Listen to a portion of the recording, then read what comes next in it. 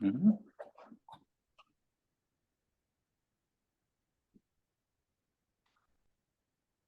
Welcome to today's webinar hosted by eLotus and sponsored by Evergreen Herbs. As your leading source for quality CEU content with the legacy of over 2 decades, we offer educational courses to help you elevate your knowledge and expand your skill set. With over 250 speakers, 900 courses, and a staggering 3,500 hours of CEUs, we are committed to providing you with the best educational experience possible. It's so much that I'm stumbling upon myself. I'm Donna Chow. I am your host and your moderator for today's class, and I'm thrilled to be guiding you through the session. This course is titled Exploring the Interplay of Sleep, Respiration, and Circulation in TCM, presented by Dr. David Soul. The webinar will run from 8 a.m. to 5 p.m., and we are going to have 4 small breaks throughout the day, and lunch will be from 12 to 1 p.m. Okay, so now today's webinar is super special because we have 3 distinct groups with us. Our first one is our Watch It Free group. These attendees, you receive complimentary access. Our second group, you've paid for the webinar and you can earn CEU credit. And finally, our third group are Gold Pass members. Gold Pass members who can enjoy full access to live webinars, distant learning courses, and a library of over 3,000 hours of clinically relevant content. Gold Pass membership is valid for 1 year, and it includes a gift voucher from Evergreen Herbs. And for today's special offer, we are providing the Gold Pass at $9.99. And along with this, you get a $9.99 gift voucher for Evergreen's Premium Collections line formula. So this is $999, not $9.99. So it's almost $1,000 for you to play with herbs. It's a lot of fun. So you get to play with herbs, you get to watch the classes and earn CEUs. All participants, regardless of what group you're in today, you will have free access to the recording. So free and paid members, you guys get 1 month, while our Gold Pass members, you get access, unlimited access, as long as you are a member. So this makes it a valuable resource for continuing learning and patient care. So we want to make sure that we are in an interactive session today and we're able to connect with everybody. So everyone, if you can please do this right now, set your chat preference to everyone so that all attendees can see what you're writing, because by default, it's set to host and panelists, and that's pretty much like a private message that no one can see. So we want to make it public, set it to everyone. And if you have any questions for Dr. Soul, please utilize the Q&A box and type the questions directly to him, because these questions may get lost in the chat room. Our instructor today is Dr. David Soul, and he is a physician trained in both TCM and conventional Western medicine. With his decades of experience treating over 100 patients daily as a single provider, his clinic has helped numerous individuals restore their optimal health through effective treatments and efficient clinical protocols. To discover more of Dr. Soul's courses, you can go ahead and visit his instructor page at elotus.org. All right, let's go ahead and welcome Dr. Soul now and begin. Okay, good morning, everybody. Can you hear me? Everybody can hear me? Okay. Yes. Perfect. Okay, we'll start with the beautiful sunrise. And this is the sunrise in Hawaii. So aloha, everybody. Okay, today it's going to be a very fun day. And thank you, everybody, for joining us. I know it's a long day, but I guarantee you we will have lots of fun. And thank you, Donna. Thank you, Sam. Thank you, Irina, and Evergreen team for making this possible. And also, of course, the Chen family, John and Tina. Thank you, everybody, for making this amazing for everybody, so we can actually learn from one another. And I'm learning just like you. But fortunately, I was able to be blessed with a lot of clinical cases where I can reference to and learn from and truly understand what works and what doesn't work. And so let's get started. Let me see. There you go. So today, the order of things, we'll talk about respiration first. Breathing. Are we breathing? and hopefully we are. You won't be living right now.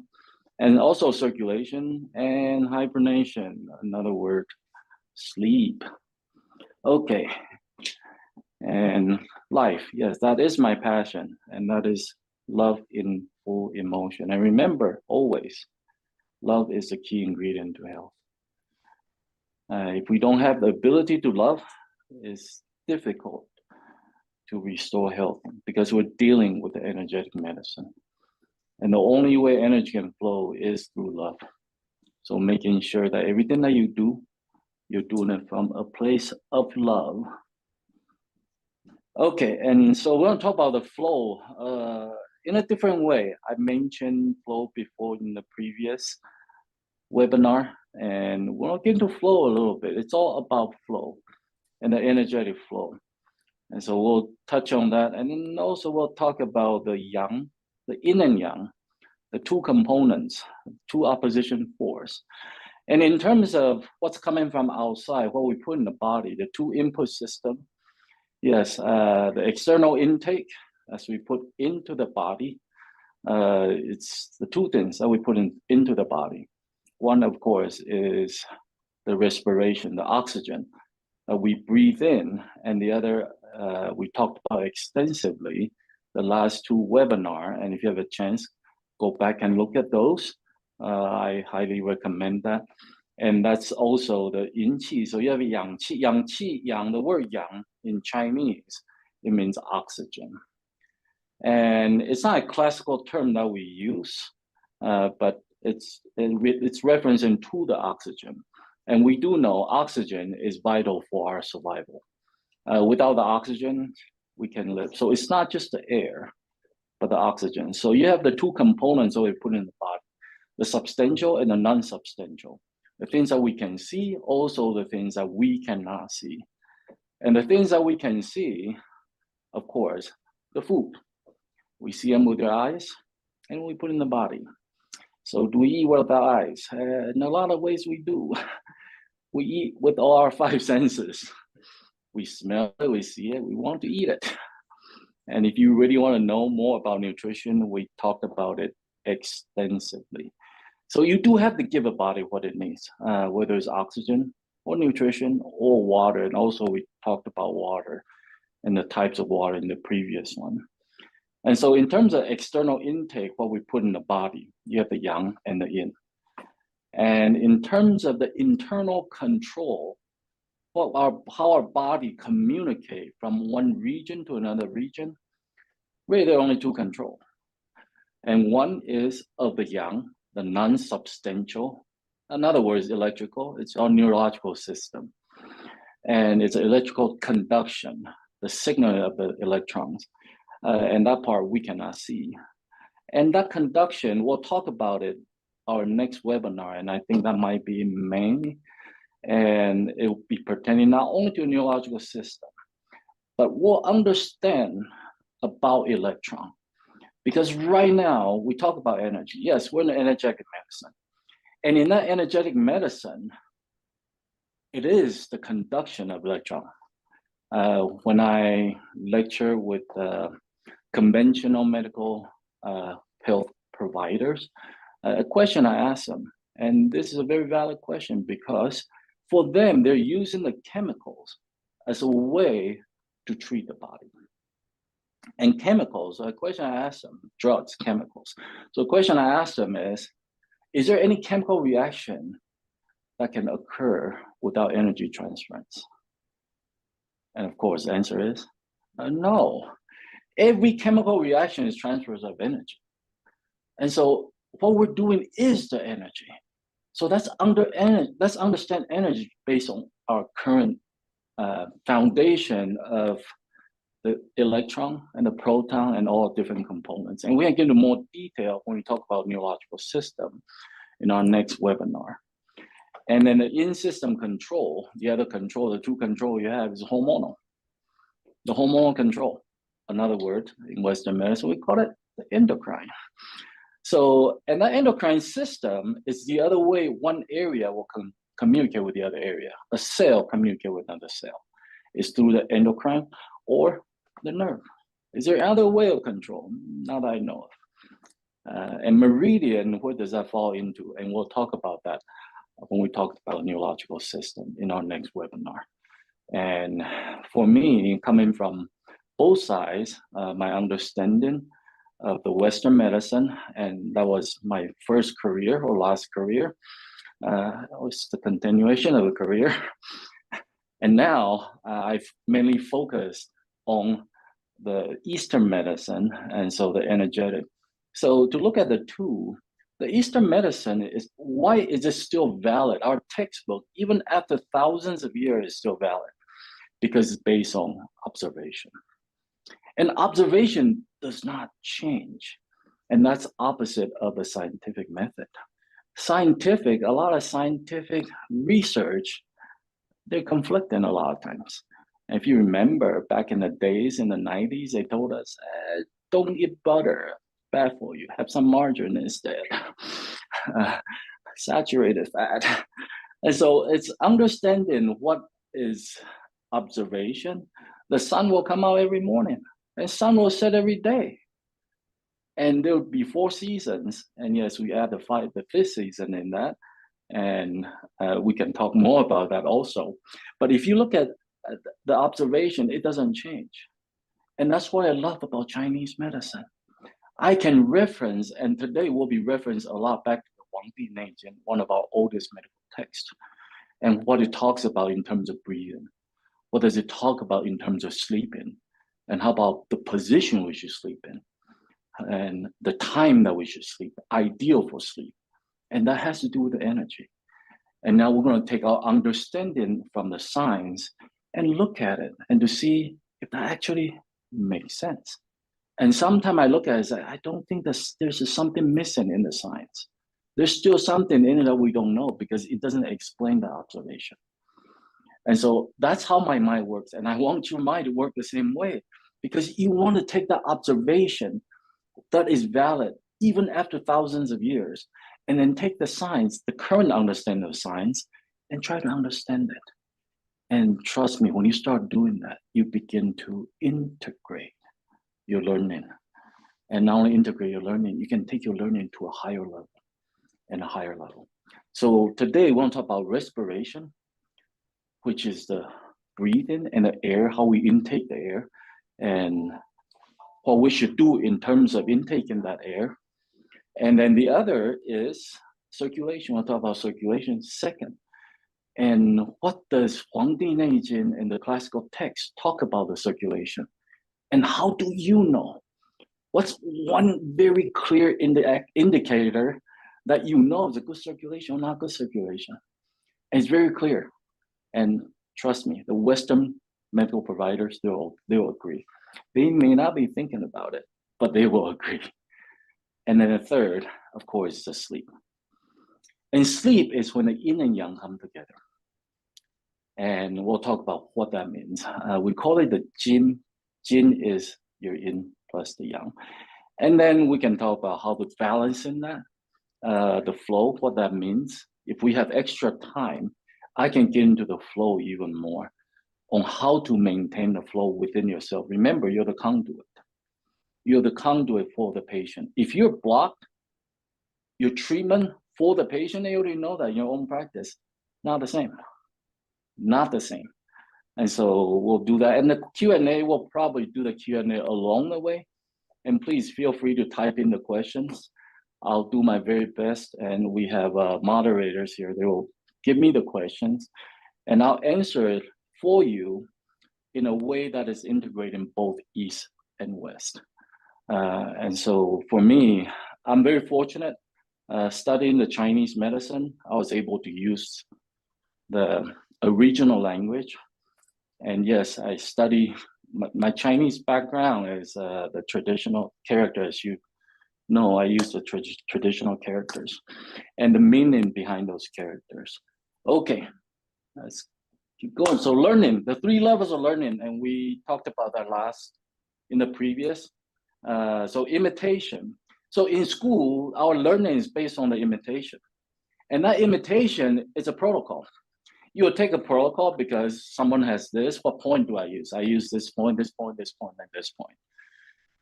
Okay, that's imitation. You're following protocol.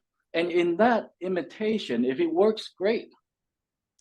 But I'm sure all of you have encountered cases that those points don't work. And when it don't work, why? Why? Why don't they work? And when they don't work, that's because it's not the right points, of course. And so if you're just following a protocol and if it doesn't work, you don't know what to do. Whereas if you truly understand, then you can explain why it doesn't work.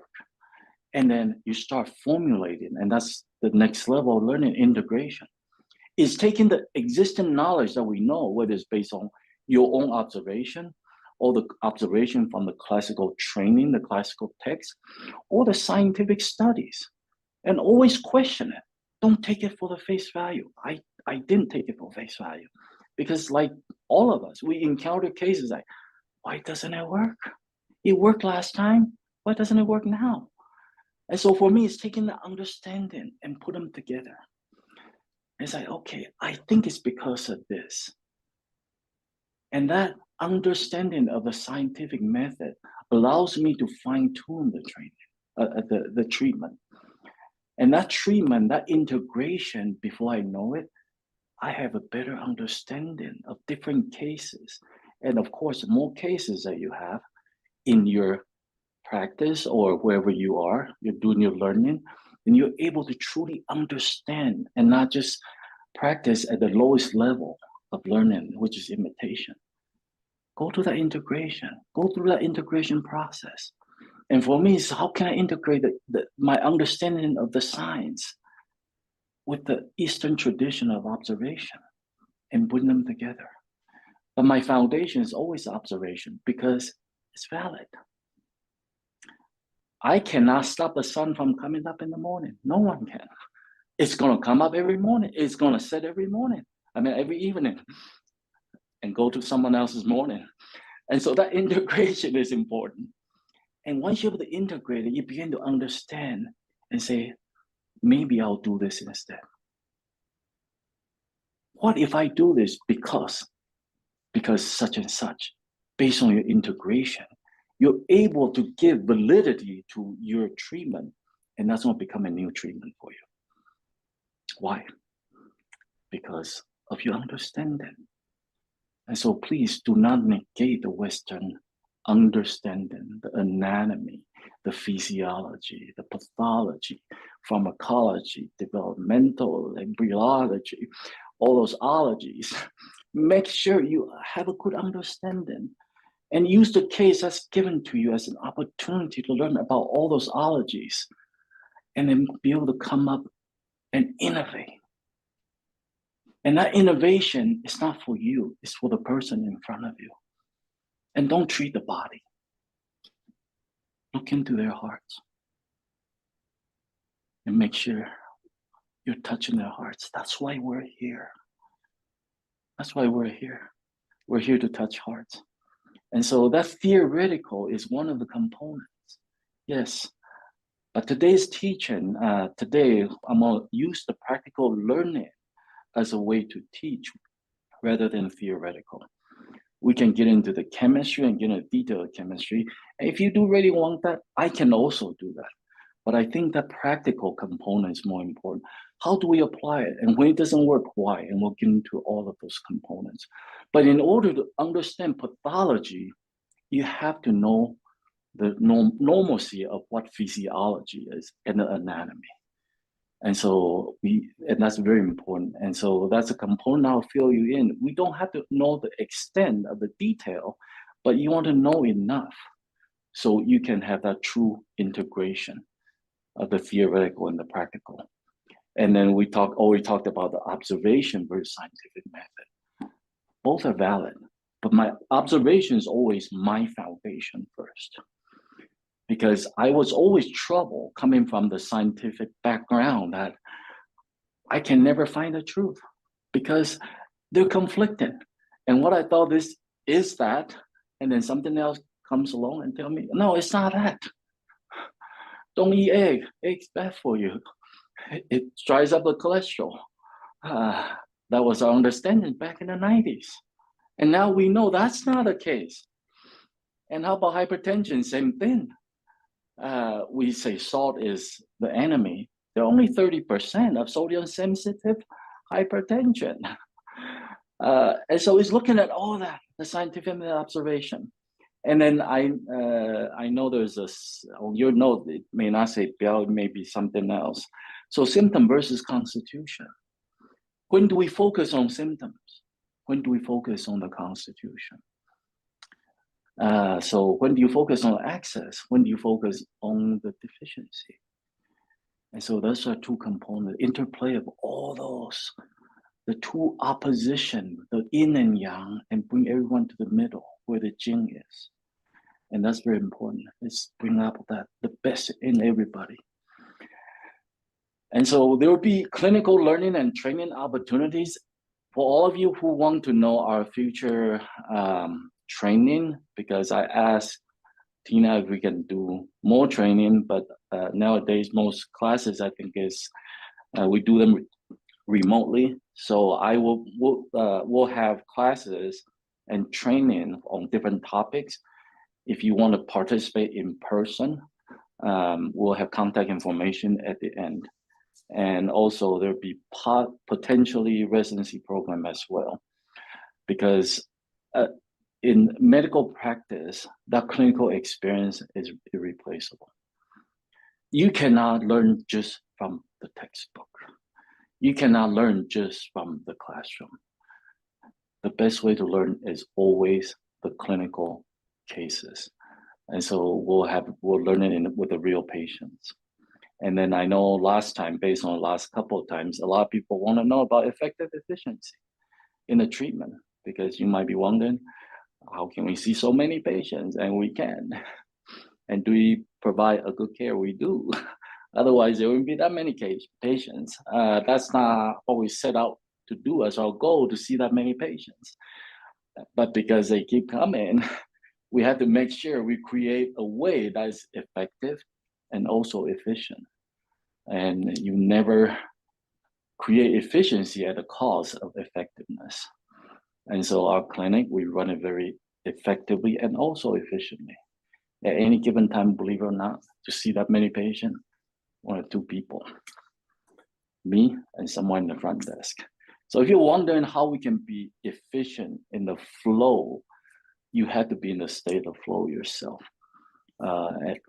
And in Chinese, yes, that's the word tong. Classical text in 黄帝内经, it talks about 不通则痛. Where there is no flow, therefore pain. Tong and tong. So there's that correlation. And pain is one of 4 signs of inflammation, which is the beginning stage of pathogenesis.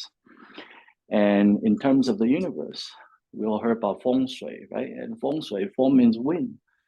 It's a flow in the non-substantial, meaning the non-visible. And shui is the water. It's a flow in the substantial. And that's why we use the term feng shui. It has to do with the flow. Okay. Next is flow. So those we talked about that before. So 不通则痛. And if you break down the word of the characters, and so this character here, I'll write it. Yong means path. You have to know the path of the normal path and the abnormal path. If you don't know the normal path, we can get stuck in trying to fix in the abnormal path. So you want to make sure you're able to restore the normal path instead of getting stuck in managing symptoms of that abnormal path. And then under this, of course, this character here, Yong is to make it useful, to functional. How can we make it functional? So in that path, how can we make that path functional? And this, you can see in both here, tong and tong. And so this radical here is the movement or to walk. And then this radical, it signifies pathology. It's all disease. And so when it's movement of the path, that is functional. Or a pathology, of the path, that's no longer functional. And in such a short little 4 words, and boom means no, and therefore. So no flow, therefore pain. We all know that. But that further understanding, the path. Well, what's a normal path? What's an abnormal path? Can the body reroute to the abnormal path? And sometimes, yes, it's necessary. And we'll get into more detail of that next time when we talk about the brain. How can the brain regenerate a new pathway? Is it possible? And can that pathway be a normal pathway? Yes. But most of the time, and a lot of time, the new pathway is not a normal pathway. And when it's not a normal pathway, how about the function? Is the function compromised? Is it non-functional? And a lot of functional medicine that we talked about, they're still stuck at the level of only looking at the function. Function is the end point. It's the end point. For me to get to that end point, there is a path. There is a path. So you have to understand what that path is. And that path, is it a meridian? It can be. Can it be neurological? Yes, it can be. And are they the same? That's a question I get challenged all the time. And no, they're not the same. And can it be the circulation? Of course. The hormonal control, the endocrine system. So it's looking at all the path and how does the body use each path to benefit the function. So the functional medicine is still the end point. It's still not giving us the path. And we don't put enough in understanding the path. And how can we make sure that path is either restored or rerouted so that path is maintained? And so it's very important for us to understand all this, why Chinese medicine still work, why acupuncture after all these years, thousands of years. Okay, this I'll just present it. I might get into it when I have more time, probably not, but we can get into it more the next time. So the flow, you have to know the path. And that path, in a physical sense, the physical flow is the actual physical equation. It's a change of space over change of time. And there's a spiritual flow, and that spiritual flow is your emotion over change of time. And we cannot negate that emotion. That emotion has a huge impact to the flow. And the energetic flow actually is the change of electron. And the path of the electron, is it supporting the emotion? Is it supporting the space? And what's the difference? And we can get into more detail of that in the future. But I just want to present it. So if you're curious, you want to know more about it, our next webinar, we'll get into detail of this. I might be touching on this from here and there, but that flow, when you're able to maintain your flow and the flow of your surrounding, and that's very important, the coordination and synchronicity of that flow of you and the energy around you. And today, we'll get into that a little bit when we talk about sleep. And yes, that is the circadian rhythm, and we'll get into that. Okay, let's get into the meat of it. Or still not. Okay, inflow versus yang flow. This is how I define it. And so yang is simply qi plus warmth, the movement of the qi plus the warmth. And yin is blood and all the fluid, all substance. But every substance in the physical is fluid. A solid state, is it moving? It's still moving slowly, but it's still moving. The state where there is no movement, the absolute zero, does it exist in the natural world? It doesn't exist in the natural world. There is no, you have to put in so much energy to create that absolute zero, where there's no movement or transference of any energy of the electron. So even a solid, something in a solid state, is it moving? Is it fluid? Yes, energy is still transferring. The desk right here, if we don't touch it, for 10 years, we come back, is it the same? It's not the same. Every physical component is fluid. Every physical component. And yes, we're looking at the blood in Chinese. Yes, we call it xue. But the yin is whether it's just the blood or all the physical substance. And Jin is your both, your yin and yang. And we use the term pre-heaven, and that's more of a direct translation. We call it Shen Tian. Tian is heaven, or the sky, things above us. And pre is before, and then post-heaven is after. And we call that life, right? And the after, and if you want to be more scientific, yeah, it's congenital, something you're born with, or the epigenetic. And that's an interesting component, the epigenetic. We done studies on specifically twins, identical twins. So genetically, they're the same at the time of birth. And when we test them, after 50, I think they did it on the 50, 60, and 70, or after 50. I don't know the exact group, but it is after 50. And they're looking at the genetic component at that point, the DNA, they're no longer the same. So what changed?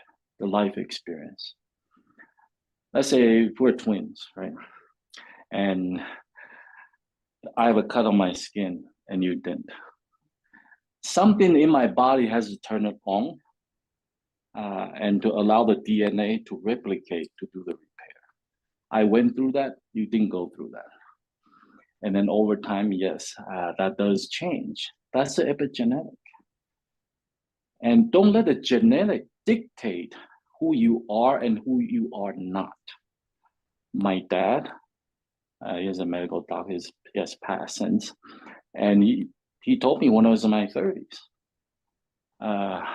because my blood pressure is getting high, my cholesterol is getting high, and my heart is not happy. And my dad told me, just keep taking the medication. I have it, your grandmother has it, keep taking it. That's what he told me. And guess what? I'm not on any medication. My blood pressure is fine, my cholesterol is perfect. And so, is that the congenital or is it epigenetic? I tend to lean more towards epigenetic. And as a provider, you have to understand, if someone is fine before, and all of a sudden they have the pathology, ask yourself, what changed? What changed? And when you take a good history, you can go back and literally see, oh, what went wrong? And for a lot of female, pregnancy is a huge component of that change, that shift. And can it be the menopause? Can it be? So it's looking at the change and not the pathology itself. Remember, we're looking at the path from what is normal to now what is not normal. So there's a path somewhere that occurred, whether we took a U-turn or we took a detour, that took us where we are now. And so it's restoring whatever that path is. And yes, sometimes we can reroute.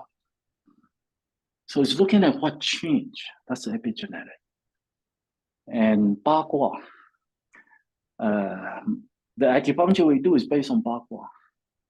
I know there are a lot of different treating modality out there, and I tried many of them, but the foundation of my treatment is based on the Bagua. And Bagua, there are two guas. There's a Fuxi gua, the pre-heaven, and then you have the Wenwang gua, so the post-heaven. So you have that two Baguas. And we all, at birth, we all have a certain tendency. So there's a gua. And it's identifying the gua of the individual, and then the variation based on the Fuxi, pre-heaven, and the post-heaven. And that's a Wenwang gua. And so we can talk about it in more detail when you want to learn about the acupuncture based on the Bagua, a true Bagua-based acupuncture. Okay, and so those are the two gua. Interestingly, if you look at the Fuxi gua, I'll talk about it a tiny bit. We'll get in more detail in the future more. So here is the Tian, here is the Di. So this is the heaven and this is earth. And the word I like to use for us to understand that pre-heaven and post-heaven is this character. Zheng. Zheng is to correct or upright, right? We use the word zheng as zheng qi, your upright qi, and I translate to your constitutional qi. And so if you look at this word, interestingly, the top, that's the heaven, the sky. This is the earth, the ground, and I'm not there yet. None of us is right now. And where do we exist? We exist right here. We're not there, and we're not there. We're not in the yang, we're not in the yin. We're in between. We're the perfection of that yin and yang in the middle. And so this character is interesting in a way that sometimes you have to know how to adjust to the side. And that can be left or can be right. And sometimes you have to adjust up or down. And that's the character. Zheng is the character. So you have to know how to adjust to stay upright, hopefully. And that's very important when you are staying that upright and how to know when to adjust. And that's our goal and our role as well, to help patients to make that adjustment and to restore the true path, the true function. And all of us, myself included, I like to stay healthy. And when I'm ready to go, I just go. And that's the best way to do it, is go to sleep. And then you're in heaven. And we can get into more detail. So if you're interested in the Bagua acupuncture, you can type it in there. So let us know, and let Evergreen know as well, or the eLotus know as well. And then I actually take that information and consider what we're going to teach more in the future. And so we'll get into that. Okay, the next one. So 3 key to optimal health. Yes, you absolutely have to give the body what it needs, whether it's water, oxygen, or nutrition. Today, we're going to talk about the oxygen component of giving the body what it needs. What we talked about extensively in terms of water and nutrition. And second, the delivery system. You have to deliver throughout the body. And that's delivery system, yes, it's based on the circulatory system, but the neurological system, both are the control system. However, the circulatory system is not just the control. I don't know any other way that your body can deliver nutrients to different parts of your body. That's the only system I know, that delivery system. And yes, exercise helps with that delivery system, but one thing to keep in mind, if you have an area that's already blocked, you can exercise all you want. You will increase the heart rate, you will do all those good things to help with the delivery system, but the area that's blocked, still blocked. Sometimes, yes, if it's strong enough, you can push it through and open the blockage. So think of water, right? It's very strong, you can push it through. However, the exercise, understand the limitation of exercise. Exercise is great, but understand the limitation. It can help with the circulatory system. Acupuncture is working on another level or another component of that circulatory system. And we'll get into more detail on how that acupuncture is actually helping with that circulation to open things up, And so that acupuncture, and we know before and after, for a long time, we already know, and we knew at the time, it does take down cortisol. But now we know even more based on the scientific studies, the researchers. The way it takes down the cortisol level, yes, it releases endorphin, which takes down the cortisol level. It releases oxytocin, it releases serotonin, it releases even dopamine. DMT, on the other hand, that I'm not too sure yet, but I think some people, they do. DMT, dimethyltryptamine. And we'll talk about that more a little bit this time. Later, the next webinar, when we talk about neurological, I'll talk about DMT. What induced that godlike state? If you know, in South America, they have the ayahuasca. They would take some plant chemical to induce a godlike state. And so does acupuncture do that? I'm going to say yes. I see it in people. It's so common, right? The acupuncture. And of course, the third is give a time to do a repair. Give the body the time.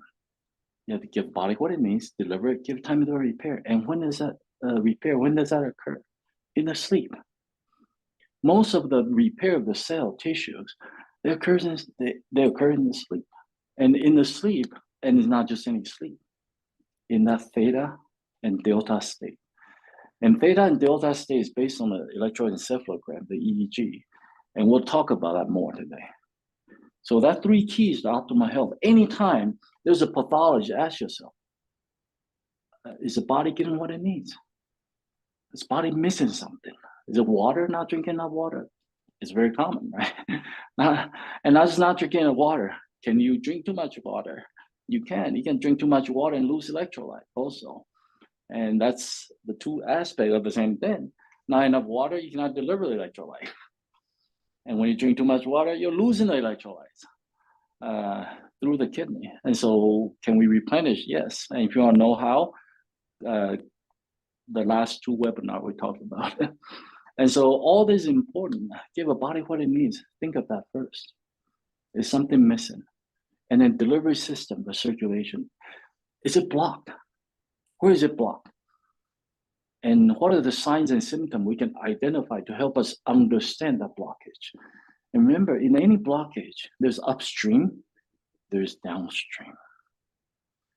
So let's say river, and our river here is Rio Grande. We're in New Mexico, in Albuquerque area.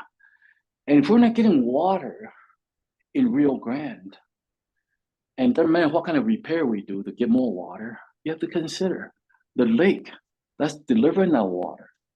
Is it blocked?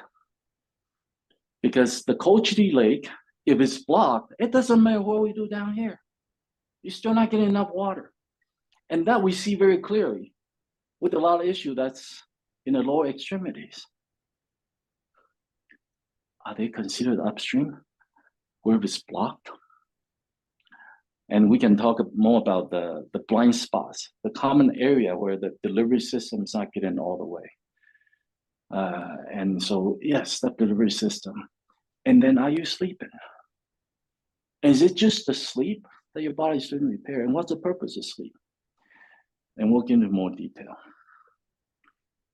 Okay, so pathogenesis, the inflammatory stages in the flow obstruction.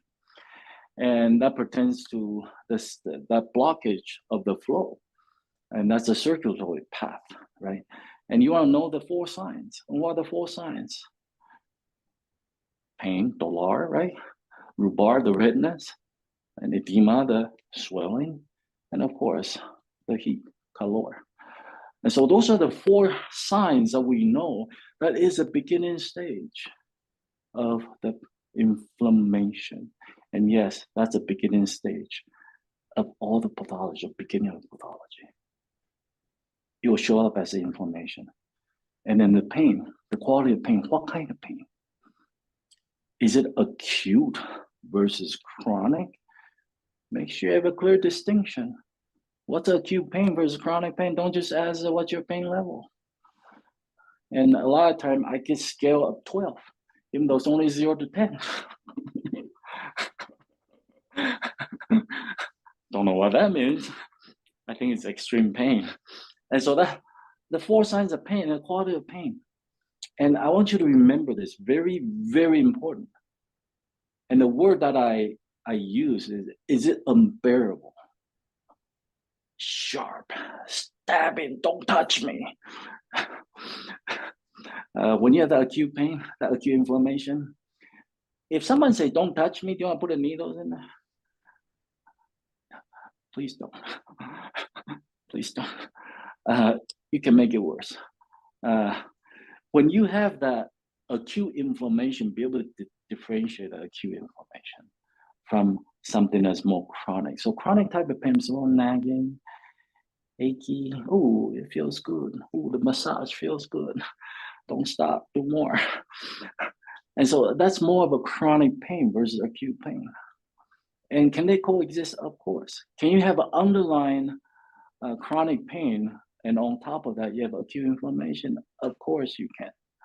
Of course you can. And in that acute pain, you're going to initiate that inflammation. The purpose of inflammation is for what? To initiate a repair. To initiate a repair. However, when you're doing the repair, what's one thing that you must have? The raw materials. Have you tried to do a repair without raw material? How good is your repair? If you don't have the tools, you don't have the raw material. If you're building a house, you need a 2x4 and there's no 2x4. And workers, they don't stop.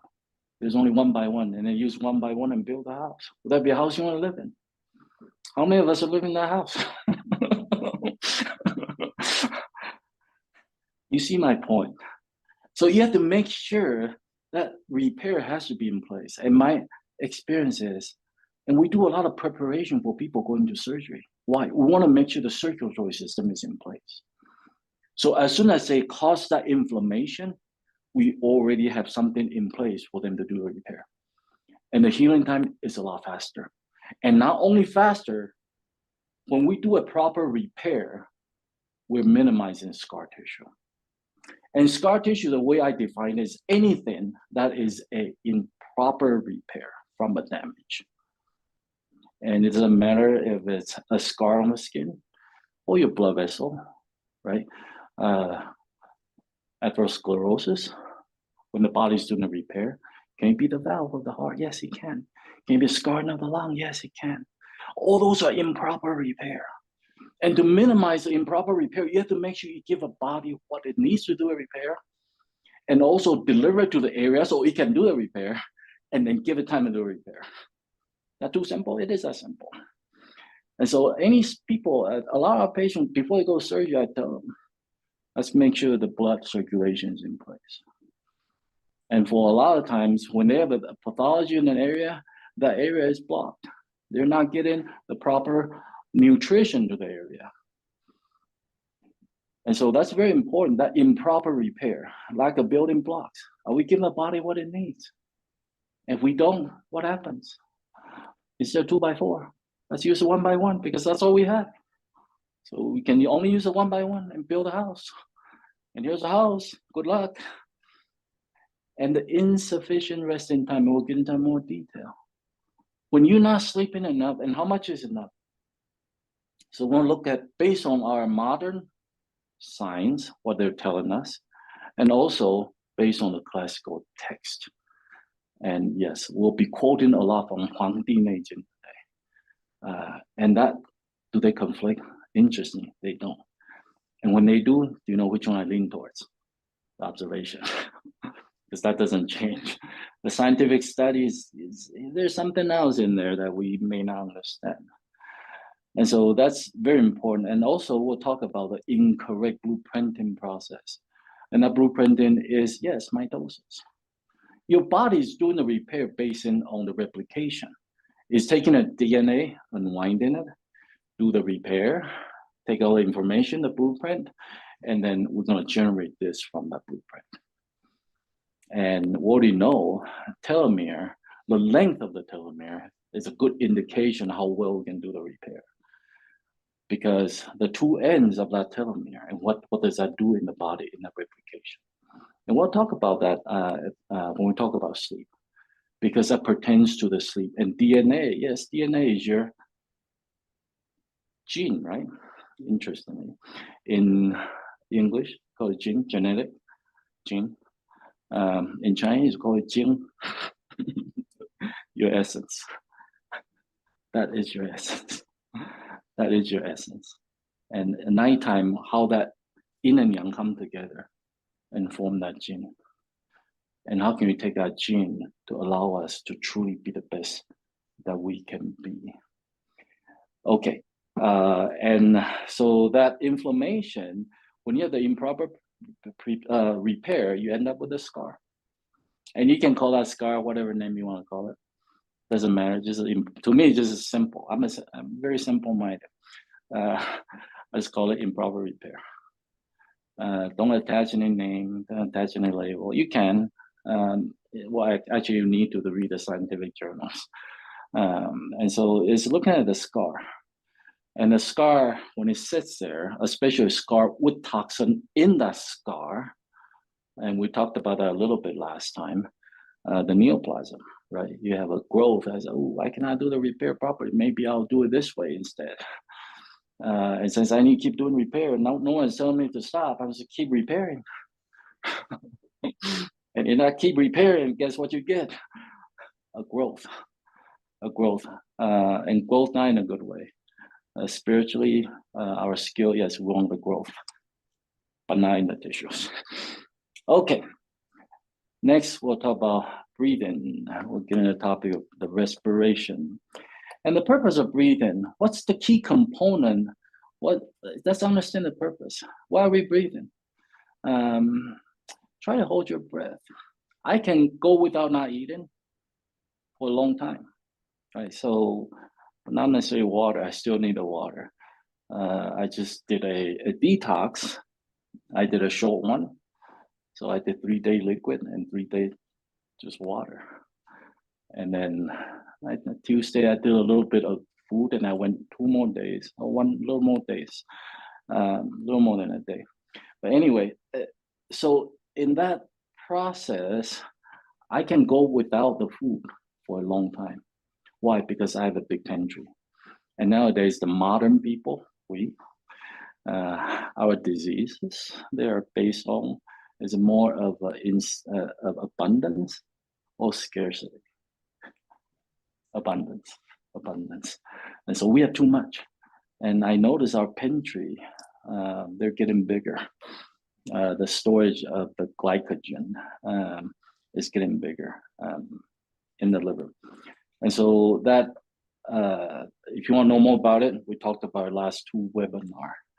And so the O2, why do we need the oxygen in the body? We're breathing for the oxygen. Why do we need the oxygen? Simply put, it's for ATP. That's the energy that we use at the cellular level, is ATP. And yes, mitochondria, it generates that ATP. And that's why we need oxygen. When you don't have enough oxygen, and we'll talk a little bit about the high altitude sickness. We do experience that in New Mexico, where we're mile high, we're the same as Denver. And what that means, the implication of it. And how about CO2? The opposite of oxygen is a CO2. Oxygen we need, hemoglobin carries it and distributed throughout the body. And so you have the oxygen that's distributed throughout the body. And in exchange, the leftover, yes, is the CO2. And can we use the CO2? We can. We use the CO2 all the time. The body uses CO2 for the pH balance. pH balance. And that's important.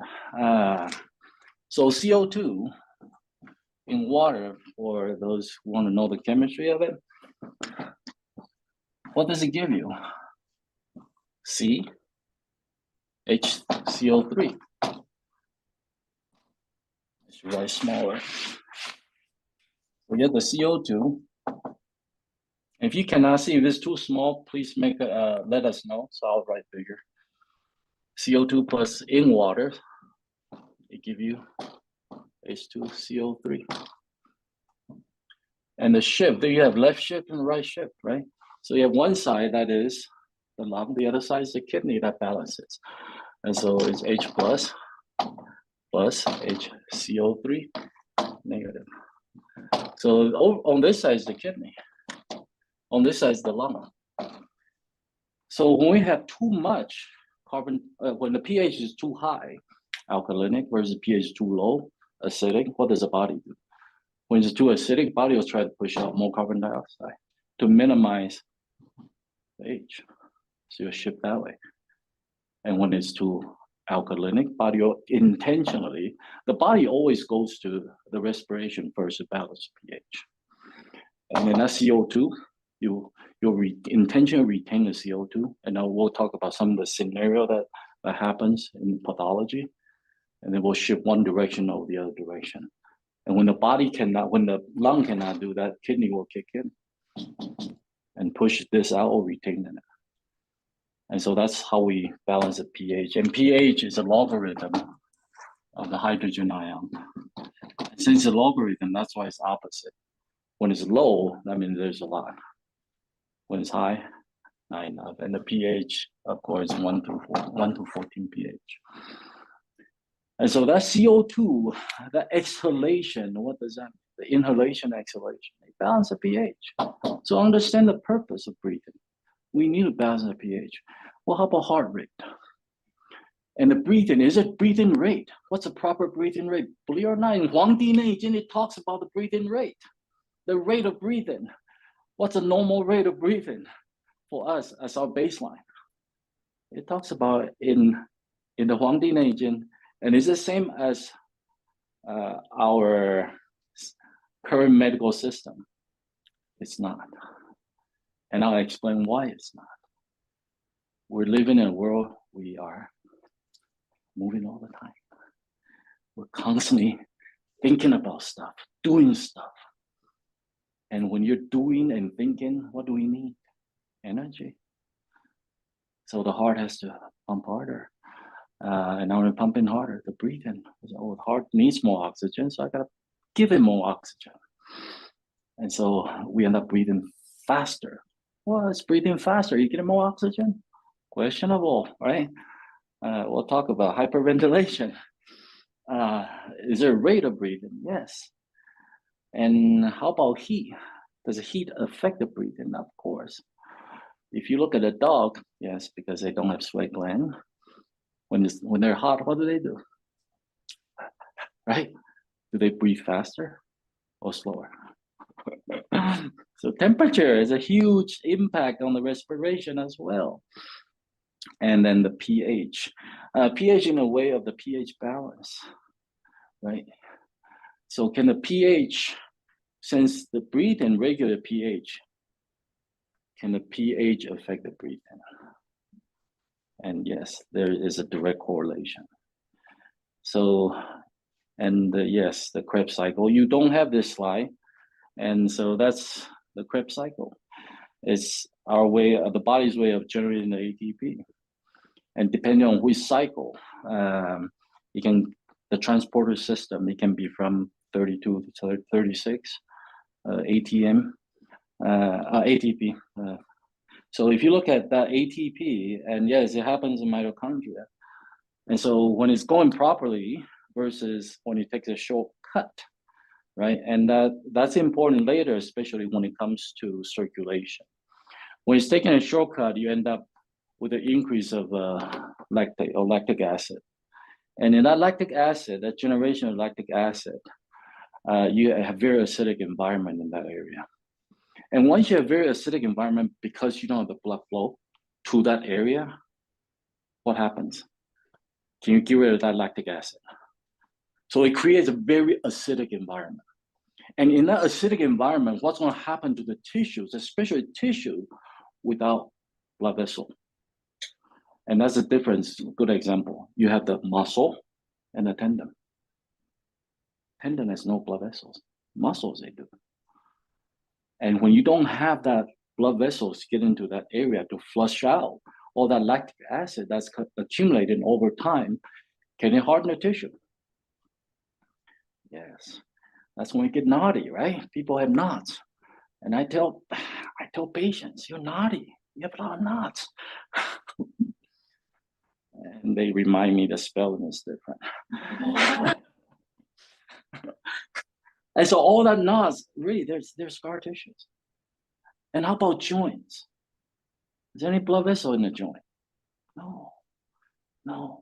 We're relying on the blood around the joint, not inside the joint. So you start seeing the pathology start to occur because blood is not getting to that area. And so it's so important to make sure that blood flow is in place and it's delivering all that good stuff. And let's go over this real quick. The anatomy, you have to know your anatomy. It's very important. The pathway, what went wrong and where? And our breathing, are we breathing from the nose? Are we breathing from the mouth? And we're breathing from the mouth. Why? Why are we breathing from the mouth? Let me see, what slide am I on? Doesn't tell me. Okay. So we're going to talk about what is normal in the first hour. So we have a few minutes. Well, let me finish this and we'll take some questions. And I know you're typing it out as we go, but our moderator will be helping us in in that question, in screening the question. So yes, the nose or mouth and the pharynx. So oropharynx, nasal pharynx, is there blockage? Nasal deviation, the septal nasal septal deviation is a common area of obstruction. How about mucus production? Yes, mucus production can cause that. And when people have constant allergy, and why? Or seasonal allergy, why? So it's looking at all of that, and larynx and epiglottis. We'll talk more about it when we talk about the pathology. Some people, they have lazy epiglottis. They don't close fast enough. They choke all the time, right?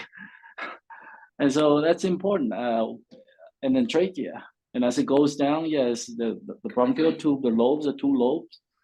And in ER, we see people swallow stuff, kids, all the time. And which lobe they end up with, right? And so, and it has to do with the angle of the tubes that's coming down, and also which side and which lobe. We won't get into that. It's more emergency care. And the alveoli, where the exchange take place. We ain't going to get into more pathology, but I also I want to focus on pathology, but without the understanding what is normal, you cannot identify what is not normal. And so those are different components, and then you can look it up, what it does, affect breathing. And the muscles for respiration. I'll talk about muscles and we'll go to the Q&A. So the muscle respiration, oh, no question yet. Okay, so we'll keep going. So there's a question coming now. Please type in a question now and I'll answer it pertaining to this. And if you have a question about pathology, save it for later because we may talk about it. And when we don't, then you can ask. So there's accessory muscles. It elevates the sternum, right? Not just sternocleidomastoid, SCM, but also you have the scalenes, the three scalenes, intermedial and the posterior. And how about abdominal muscles? Yes, the abdominal muscle, it pulls the diaphragm and the rib cage outward. And the principal muscles, it helps with lung expansion. Yes, it's your intercostal and the diaphragm. And are we breathing properly? And how about the evolution of breathing from the time we are a fetus to where we are? And how did that occur? And why did it occur? Why do we shift our breathing? And we'll get into that on that breathing for the muscles. I'll talk about it later, next hour. Since there's only one question, I'm gonna keep going. And always consider circulation with muscle pathology. If you have muscle pathology in the arm, and we see that a lot, right? The elbow. And I tell people to quit tennis, but they say, I don't play tennis, but you have tennis elbow. Why? Why isn't the muscle relaxing? Actually, that pertains more to the circulation than the muscle itself. And then how about the restless leg? When I was in medical school, there wasn't restless leg syndrome, but now there is. Why all of a sudden we become restless? Is it because of nerve? And yes, typical medication, they're neuromodulator, right?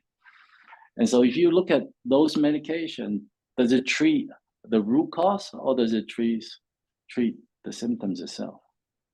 It's treating the symptoms. You're managing the nerve. The nerve is a messenger. Don't shoot the messenger. Look for where it's coming from. And believe it or not, restless leg syndrome, it's not a nerve issue. It's a circulatory issue. Okay, and we'll talk about that. Okay, and this shows you the muscle. You have the SCM and the scalenes, intercostal, and yes, they're in a different position, so you can pull a different direction. And same with the abdominal rectus, and then you have the other muscles and abdominal muscles as well. All that helps with the respiration. And the breathing function and development, I think I'll take the question, and then we have time, we'll come back to this. We'll take a break, 15. Oh, no, we're taking a break at 30. Is it 30? 15, okay. So from 15 to 30. Okay, what's the question? When looking to improve or establish blood flow in people with long-standing PSTD, where emotional processing is compromised, do you adjust and pace the changes or flow of energy so it is not too much or not too fast? Okay, I just discovered a phenomenon which is weird. I'm gonna have her repeat the question because I'm hearing my headset and I'm hearing her at the same time, and there's a lag. So the whole thing was an echo. Okay, it's fine. You can talk about it. It's fine. I turned off the volume. Okay. When looking to improve or reestablish blood flow in people with long-standing PTSD, where emotional processing is compromised, do you adjust and pace the changes or flow of energy so it is not too much or too fast? Oh, I love it. I love it. And that's why you have to read the energy of the patient. What's good for one is not necessarily good for another. And for the same person at different time, it's going to be different. And so the emotion component is a huge component of that. It takes a lot to answer that question, and then we can talk about that a little bit. Yes, it's different hormones that regulates it, and cortisol.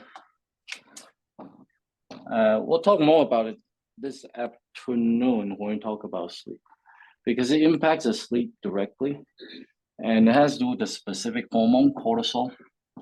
And no, cortisol is not a bad hormone. It's a good hormone. You want that cortisol. If you don't have cortisol, you cannot wake up. You'll be sleepy all the time. And so cortisol actually works against the melatonin. Cortisol itself is not a bad guy. It's a waking hormone. Yes, we call it stress hormone. Actually, it's not. It got a bad rap. It's not a stress.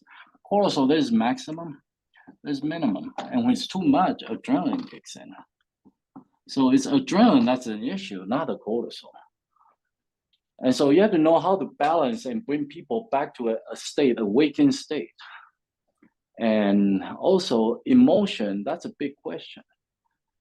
My question for you, are they hyper or are they hypo, right? Is it anxiety or is it depression? And what if they coexist? Can they coexist? Yes. Can people phase in and out with predominance of one versus the other?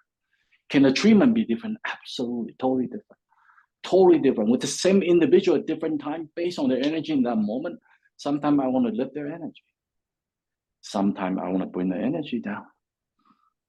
And then what's the best way, easiest way, especially if people are facing in and out of bipolar. I had one patient, when she came in, man, her mind was racing. I couldn't keep up with her. She hasn't slept for days. And we're talking about something, but she's already somewhere else. Her mind was going so fast. She's in a hyper state. And so my treatment for her during that moment is going to be different. And then there will be times that she can get out of the bed. And her daughter has to bring her in, wake her up and bring her in for the treatment. The treatment be the same, totally different. Totally different. And also, based on each individual, you have to know where they are in terms of their energy, their baseline. One of the things as a provider, don't just manage symptoms. Know your patient, know their baseline, and restore that baseline, and then improve the baseline. But you have to know their baseline, establish a baseline, and then improve the baseline. So you have to know. And so for that individual patient, it's interesting, and she's in her 60s. Her daughter is already in her 30s. And when she no longer taking medication for bipolar, her daughter came in and told us, thank you. For the first time, I'm getting to know my mom. For the first time, she's in her 30s. The daughter is in her 30s. So you have to know how to bring it up when necessary, how to take it down when it's too high. And so, yes, it's good to restore that normalcy, and that is that baseline. And so we'll get into more of this in this afternoon. because adrenaline puts you in a sympathetic state, a fight or flight state, and you become reactive. Whereas over here, you're responsive. You do need this. And the melatonin, when we're sleepy, we're non-responsive. And so it's the sympathetic versus parasympathetic, reactive versus responsive. And what do we do, and what can we do to bring about this? And I give people homework all the time. There are things that they have to do. I'm not with them 24/7. When you're seeing them just that moment, you can only help them in those moments.